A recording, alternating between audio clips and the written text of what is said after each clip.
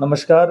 माननीय भारत निवडणूक आयोग नवी दिल्ली यांच्याकडील दिनांक 18/5/2026 च्या प्रेस नोटद्वारे महाराष्ट्र विधान परिषदसाठी रायगड, रत्नागिरी, सिंधुदुर्ग स्थानिक प्राधिकारी मतदारसंघाच्या निवडणुकीचा कार्यक्रम जाहीर केला होता. या निवडणुकीमध्ये आपले रायगड, रत्नागिरी, सिंधुदुर्ग स्थानिक प्राधिकारी मतदारसंघासाठी एकूण 6 उमेदवारांचे 12 नामनिर्देशन पत्र आपल्याकडे दाखल झाले होते. याच्यामध्ये श्रीमती जुईली महेंद्र दळवी, श्री सुरेंद्रनाथ यशवंत माने, श्री अरविंद पुंडलिक म्हात्रे, श्रीमती मानसी संतोष म्हात्रे, श्री अनिल रमेश चोपड़ा आणि श्री अनिकेत सुनील तटकरे असे एकूण 6 उमेदवारांचे 12 नामनिर्देशन पत्र आपल्याकडे प्राप्त झाले होते. दिनांक 2 जून रोजी झालेल्या छाननीमध्ये ह्या 6 उमेदवारांचे 12 नामनिर्देशन पत्र वैध ठरले होते.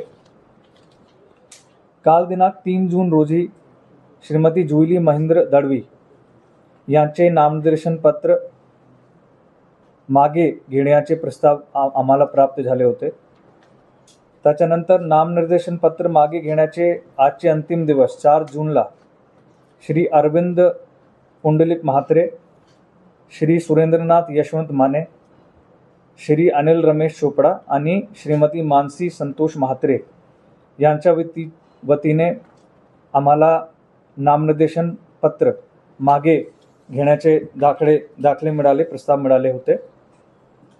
रायगड, रत्नागिरी, सिंधुदुर्ग स्थानिक प्राधिकारी मतदारसंघात निवडणुकीसाठी नॅशनलिस्ट काँग्रेस पार्टी याचे श्री अनिकेत सुनील तटकरे यांचे केवळ एकमेव नामनिर्देशन पत्र शिल्लक राहिल्याने conduct of election rules 21A अनुसार माननीय मुख्य निवडणूक आयुक्त यांचे म्हणजे आयोगाकडे आम्ही यांचे हे नमुना पाठवला आहे 21A आणि त्याप्रमाणे 23B नमुना 23B रिटर्न ऑफ इलेक्शन याप्रमाणे बिनविरोध निवडून श्री अनिकेत सुनील तटकरे याची घोषणा पण करत आहे.